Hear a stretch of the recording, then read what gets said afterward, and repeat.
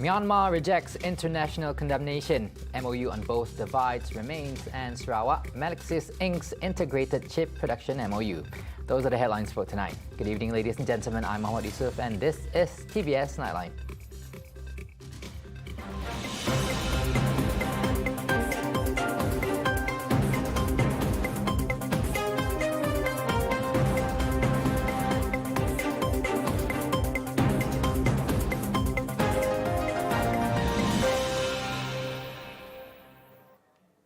Let us begin with our top story. Yesterday's international dejection towards the junta's execution of 4 pro-democratic activists did not sway Myanmar to reflect on the atrocious action. Rather, attempted to justify the death penalty in accordance with Myanmar's penal code and the counter-terrorism law. The statement was made via a news reported on Myanmar's national television network, MRTV, and the 4 activists were sentenced on grounds of masterminding, arranging and committing brutal and inhuman terror acts and murders that have resulted in the deaths of many innocent civilians, and it was carried out with a view to maintain peace, stability and public safety. Myanmar also stated that the incumbent government has vested 3 pillars of powers and authorities by the State Constitution 2008, which has effectively addressed legal action against terrorism in accordance with their existing laws.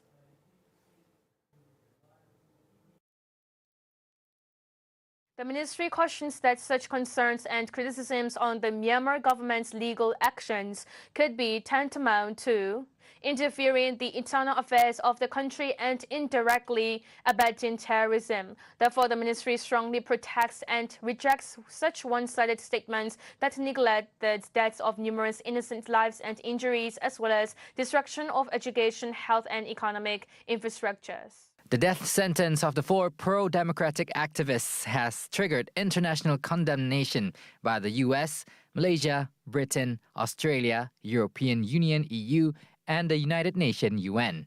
Currently, Malaysia is in discussion whether to create sanction against the country. The government and the opposition have agreed that there is no need for a new written agreement between them to replace the Memorandum of Understanding MOU on Transformation and Political Stability signed in September 2021. However, Prime Minister Datuk Seri Ismail Sabri Yaakob said despite being unwritten, the understanding meant to ensure the well-being of the people and political stability in the country could still be continued. Ismail Sabri said several matters stated in the MOU between the government and Pakatan Harapan would also be implemented, such as the constitutional amendment to prohibit members of Dewan Rakyat from changing parties and the political funding law. When asked about the expiry date of the MOU, the Prime Minister said the MOU will expire when the Parliament is dissolved. He said the MOU only mentioned that the next general election shall not be held before July 31st, and the date does not refer to the expiry date of the MOU. He stressed that the dissolution of Parliament does not depend on anything and that it will be dissolved when the time comes. On September 13 last year, the federal government and the opposition signed the MOU to ink their bipartisan cooperation for the sake of political stability, which comprises a COVID-19 plan, administrative transformation, parliamentary reform, judiciary independence, Malaysia Agreement 1963, and the establishment of a steering committee. Now, Sarawak government has inked an MOU with MELEXIS Technology, a global microelectronic semiconductor supplier company based in Belgium, paving the way for the state to have its own Sarawak-made integrated chip IC design.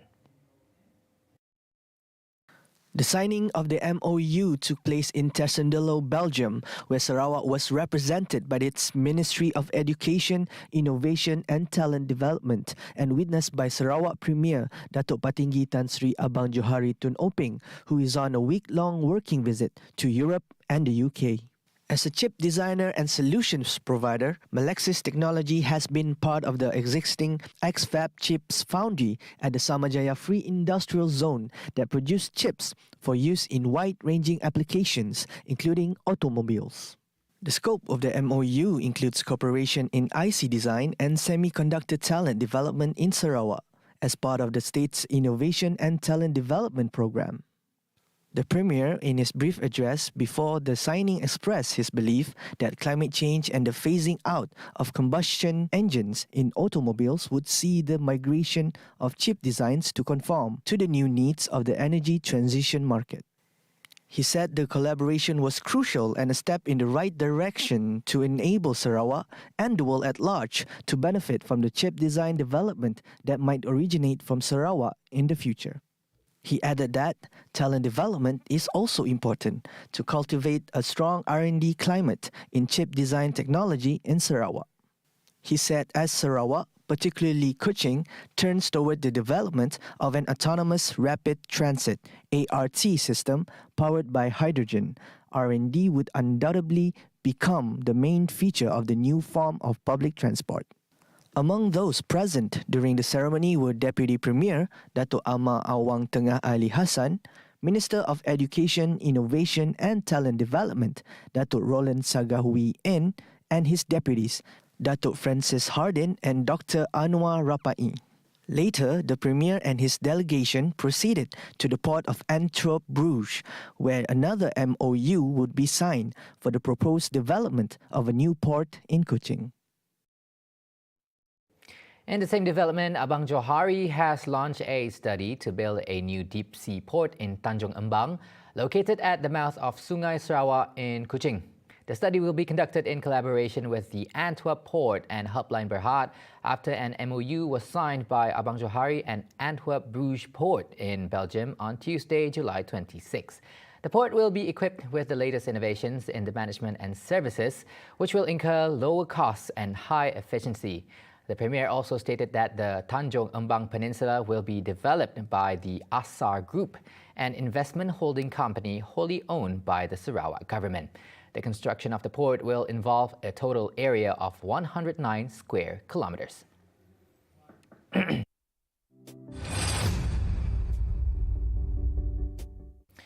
Now, government healthcare facilities in Sarawak will continue to accept cash payments despite the Ministry of Health MOH announcement that all government clinics and hospitals in the country will opt for a cashless system beginning October 1st. Deputy Premier Dato' Sri Dr. Sim Kui Hian said Health Minister Khairi Jamaluddin had promised Sarawak would be exempted from the ruling due to challenges faced by those in rural areas and to be more accessible to the elderly group. Nonetheless, Dr. Sim assured that Sarawak will continue to support the adoption of a cashless payment system to be in line with the Premier of Sarawak, Dato' Patinggi Tan Sri Abang Johari Tun Openg's vision of becoming a developed state by 2030. In a circular published on June 21st, MOH Secretary General Dato' Harjit Singh said all health facilities under the ministry would only accept cashless payments either via debit card, credit card or e-wallet transaction from October, as part of MOH Anti-Corruption Plan 2021-2022. Now, the pork industry represents a major value-added activity in Sarawak's agricultural economy and is a major contributor to the overall economy. The 303.3 million ringgit of gross receipts from the pork industry from the year 2018 to 2021 represent only a portion of the economic activity supported by the industry. As such, the state government has allocated a total of 30 million ringgit to develop 3 more pig farming areas in the state. The newly 3 pig farms will also adopt the modern pig farming or MPH system to combat pollutions.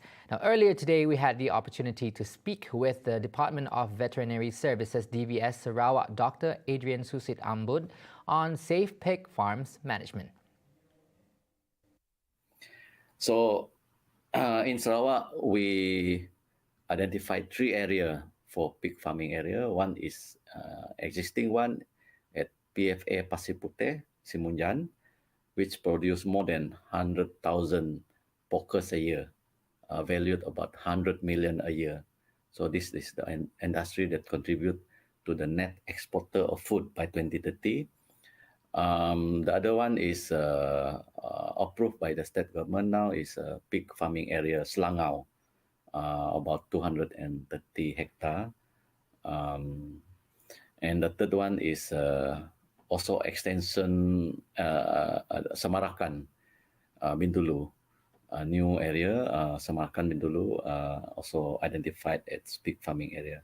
So with the establishment of the three pig farming area, we can develop this swine industry. We can transform the industry into modern pig farm, so that we can become a net exporter of food by 2030. Because currently we export 2,000 weekly to Singapore. So with the expansion of this development, we can further export more pork to supply to Singapore, neighboring country, and even to Hong Kong. There is a huge potential because taking into account Sarawak's tech is FMD free. We are FMD free certified since 2004. So this entitles us to export our product beside improving the food safety, improving the farm biosecurity, and then to ensure that the product is fit for human consumption uh, and comply to the international standard.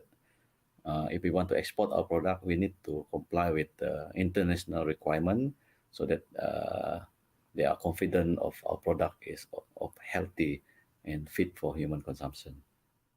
Dr. Adrian assured the general public that the system will not pollute the environment or affect the health and well-being of the operators because any farm discharge will be properly managed. Modern pig farm is actually a concept that we want to promote. MPF, modern pig farm, there are 4 criteria of this modern pig farm.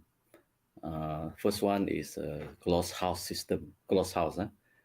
The old system is open system, but we introduce closed house where the pig reared in the closed house with ventilation, and the pig inside is very they can the pig is very comfortable inside the house because it's called controlled environment. Secondly is to practice strict biosecurity. Modern pig farm is about biosecurity, to restrict movement of animal and to ensure that there is no disease coming in and disease going out. So the biosecurity that tackle those things. Biosecurity is very important. The entrance, the farm has to be properly gated, and then only authorized visitors can enter the farm.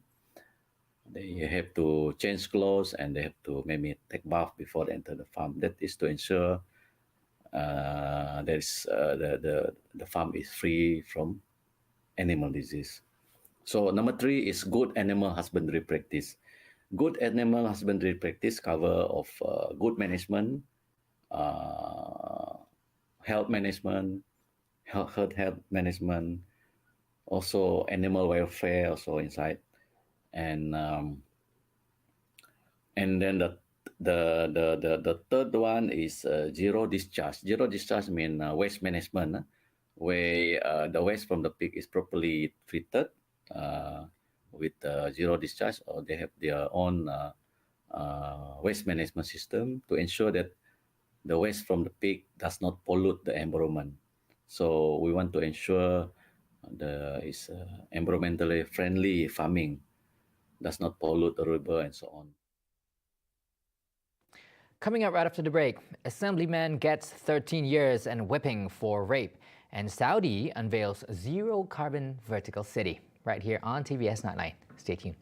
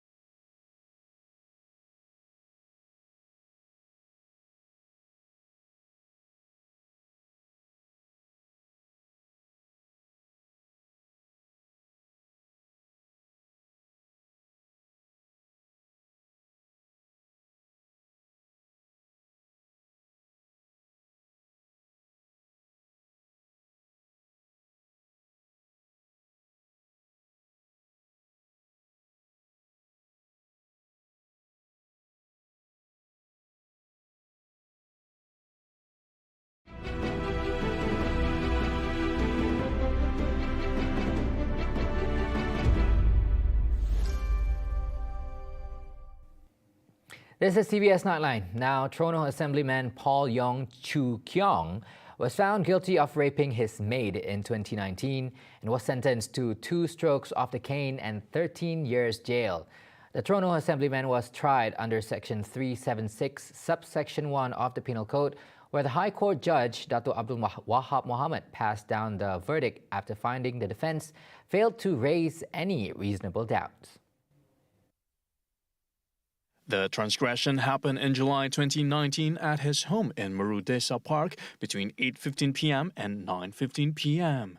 After handing down the sentence, the judge allowed Young's application for a stay of execution pending appeal. They have also authorized a 30,000 ringgit bail to the Trono Assemblyman with one surety and ordered him to surrender his passport. Abdul Wahab in his judgment said that a heavy deterrent should be laid on Young to serve as a warning and a lesson to others.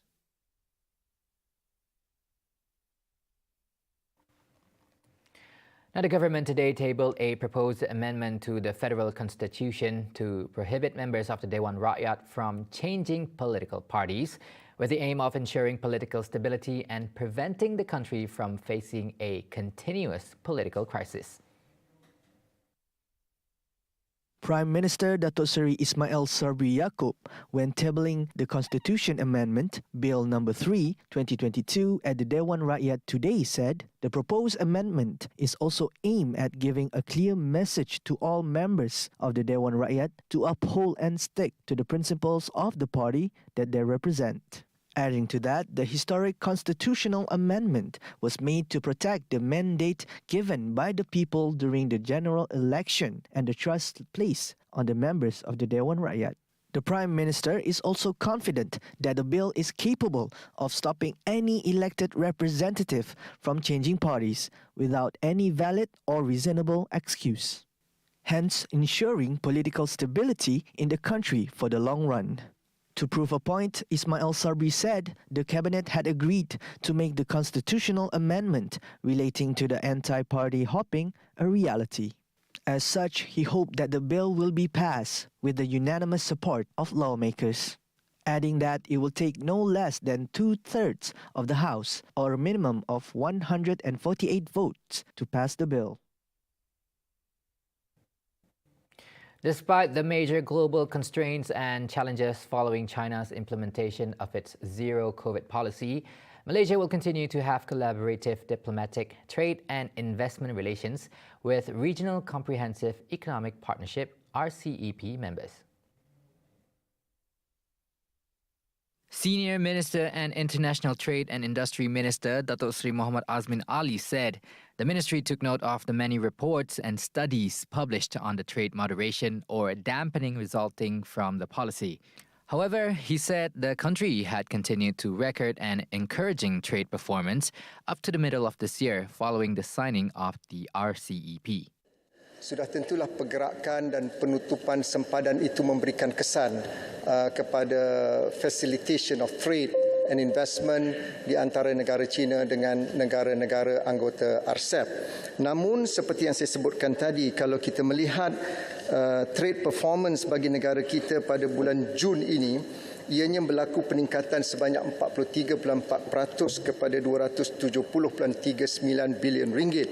Dan perdagangan dengan negara China yang juga merupakan negara anggota RCEP telah mencatatkan pertumbuhan 2 digit bagi 19 bulan berturut-turut. He said this in reply to a supplementary question from Datuk Daryl Laking, Warisan Penampang in the Dewan Rakyat.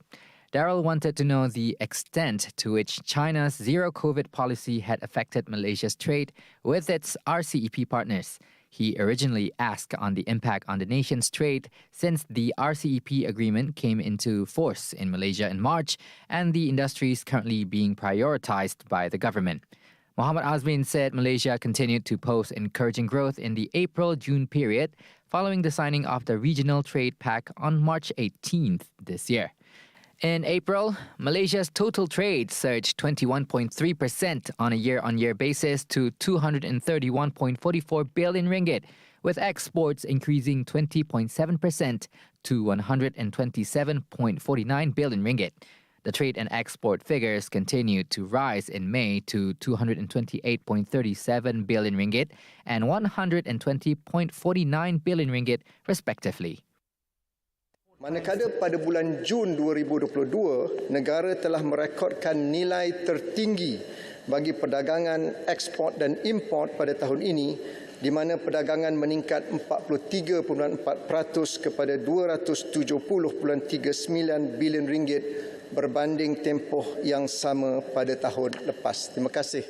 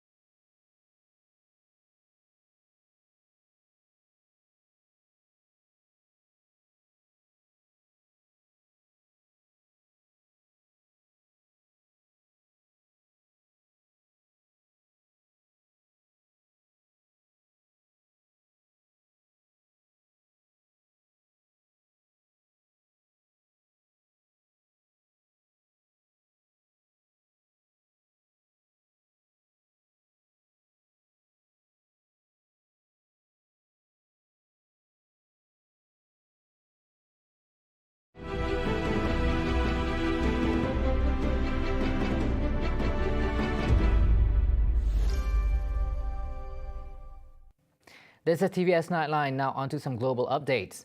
Saudi Arabia on Monday unveiled its ambitious plans for a future zero-carbon smart city of the future. Made up of two reflective glass materials and stretching over 120 kilometers across the Saudi desert, the mega project dubbed The Line will be able to accommodate up to 9 million residents.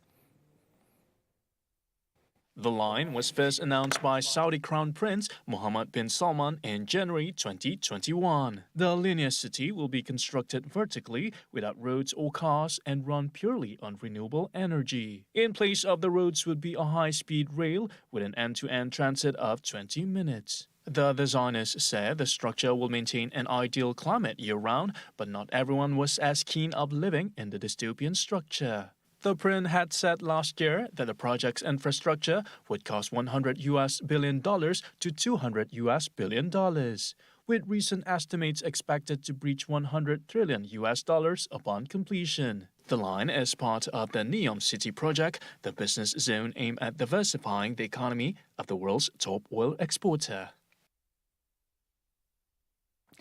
We wrap up the Nightline with a story. Jordan and South Korea celebrated the 60th anniversary of their diplomatic ties with a display of martial art, as athletes from both countries showed off their masterful skills of Taekwondo. The celebration took place at the Grand Cultural Place in Amman, where more than 1,500 people were in attendance, including the ambassador of the Republic of Korea to Jordan, Jae-Won Lee. Jordan is one of the strongest taekwondo team in Asian region. And also, as you know, there are many Olympic heroes in the taekwondo. Jordan already has won some gold medal in some Rio Olympics in 2016. So I think, as I told you, that is why the taekwondo is very important for us. It's a real critical role to play, some connecting between two people. Taekwondo is the third most famous sports in Jordan, justified by the establishment of more than 150 Taekwondo centers in the country. Jordan also boasts more than 50,000 registration annually. والله صار لها شعبية كبيرة يعني بعد الباسكتبول وكرة القدم صارت هي الرياضة اللي بعديها وإقبال ممتاز جدا يعني أنا هلا جاي من النادي كان في تمرين لابني وما شاء الله النادي فل. Have you ever had any doubts about the safety of your personal data that you have uploaded on the internet? And what about the digitalization of Malaysia? Has our country reached its digital economic goals in 2022? Get all the insights regarding both concerns on Sejahtera Asia tomorrow with experts for both internet safety and Malaysia's digitalization. With guests Mahathir Aziz and Uma Anamalai, 7:45 a.m. tomorrow, only on Astro Channel 122 and My Freeview. See the world closer with TVS as we bring you the latest news updates, both locally and internationally, just a click away by heading on to our website at www.tvstv.my or follow us on our social media platforms. And that's all the time we have for TVS Nightline. I'm Muhammad Yusuf. Thank you for watching and good night.